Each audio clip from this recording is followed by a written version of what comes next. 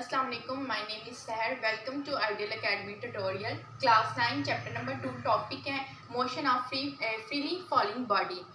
तो सबसे पहले हमारे पास जो साइंसदान था गैलीलियो, इसने मुशाहिदा किया, ऑब्ज़र्व किया कि अगर हम कुछ हाइट से, कोई हाइट है हमारी, उसी हम डिफरेंट मैसेज के जो ऑब्जेक्ट्स हैं उनको गिराते हैं तो उनकी मोशन क्या होगी और उनकी जो वेलोसिटी है वो इंक्रीज़ करेगी, डिक्रीज़ करेगी या फिर एक जैसी रहेगी जब वो ग्राउंड पे आ जाएंगे, यानी कि ज़मीन पर गिर जाएंगे कुछ हाइट से, तो उनकी क्या मोशन होगी। तो इसने ऑब्जर्व किया, इसने पीसा टावर था, उसमें से उसके ऊपर से हाइट में से दो ऑब्जेक्ट जो डिफरेंट मैसेज के थे उनको नीचे गिराया और उसने देखा कि दोनों जो ऑब्जेक्ट से वो एक टाइम में, सेम टाइम में ज़मीन पर गिरे। तो इसने कह दिया कि जो हमारे पास एक्सेलरेशन होता है वो इंडिपेंडेंट होता है मैसेज के, वो मैस पे डिपेंड नहीं करता।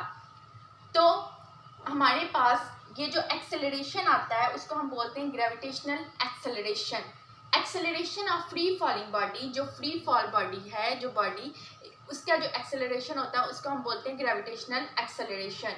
इसको स्मॉल जी से डिनोट किया जाता है और इसकी वैल्यू होती है 9.8 और अप्रॉक्सीमेटली हम उसको कह लेते हैं 10 मीटर पर सेकेंड स्क्वायर। ये जैसे जैसे हम ज़मीन से दूर होते जाएंगे, यानी कि जैसे जैसे हम हाइट पे जाते जाएंगे तो जी की वैल्यू कम होती जाएगी। हम ज़मीन पे चल रहे हैं तो वो किसकी वजह से है? ग्रेविटेशनल एक्सेलरेशन की। जो ग्रेविटेशनल की जो फोर्स होती है वो बॉडीज़ को अपनी तरफ क्या करती है? खींचती है, अट्रैक्ट करती है। स्पेस में हमारे पास ग्रेविटेशनल की फोर्स नहीं होती, जिसकी वजह से वहाँ पे जो चीज़ें हैं वो खला में क्या कर रही होती है? स्पेस में उड़ रही होती हैं। उसके बाद कि हमारे एक तो ये कि जैसे अर्थ पे जी की जो वैल्यू होती है वो पॉजिटिव होती है, लेकिन हाइट पे इसकी वैल्यू नेगेटिव होती है। इक्वेशन ऑफ मोशन को हमने लास्ट लेक्चर्स में देखा कि वो क्या होती हैं। अब हमने ड्यू टू ग्रेविटी करना है तो v f is equal to v i plus a t किया था। अब ड्यू टू ग्रेविटी ले रहे हैं तो जी टी कर देंगे। जहाँ जहाँ ए आ रहा था एक्सेलरेशन, उसको हमने यहाँ पे क्या कह दिया? Gravitational acceleration. तो अर्थ पे जी की वैल्यू पॉजिटिव और हाइट पे जी की वैल्यू नेगेटिव होती है। जैसे जैसे ऊपर जाते जाएंगे जी की कीमत गिरती जाएगी, यानी कि नेगेटिव होती जाएगी।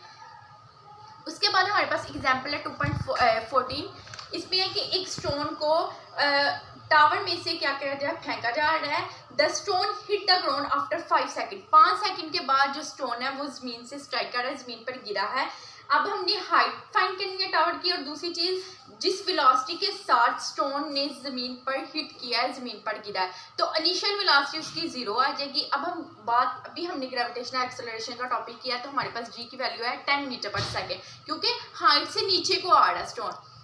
टाइम हमारे पास क्या है? 5 सेकेंड। 5 सेकेंड के बाद गिरा है स्टोन। अब हमारे पास जो डिस्टेंस है उसको s है, हम s को हाइट के इक्वल भी रख सकते हैं। वी एफ हमने फाइंड करनी है कि वो 5 सेकेंड जो टाइम लगा है उसको, वो स्टोन किस वेलोसिटी के साथ ज़मीन पर गिरा है। तो हमारे पास सेकेंड इक्वेशन लगा देंगे, h is equal to s की जगह h लगा देंगे, वी आई टी प्लस 1/2। अब यहाँ पे क्या आ जाएगा? G T square. जी की वैल्यू यहाँ पे पॉजिटिव होगी। इसको सॉल्व किया तो हमारे पास हाइट जो सी है वो 125 यानी कि 125 मीटर आ गई। अब हम थर्ड इक्वेशन को यूज़ करेंगे कि हमारे पास वी एफ नहीं है, वो फाइंड कर लेंगे। वी एफ हमारे पास 0 है, इज इक्वल टू 2। जी की वैल्यू क्या है? 10 और एच हमारे पास क्या है? 125। तो इसको हमने सॉल्व किया तो हमारे पास क्या आ गया? 2500।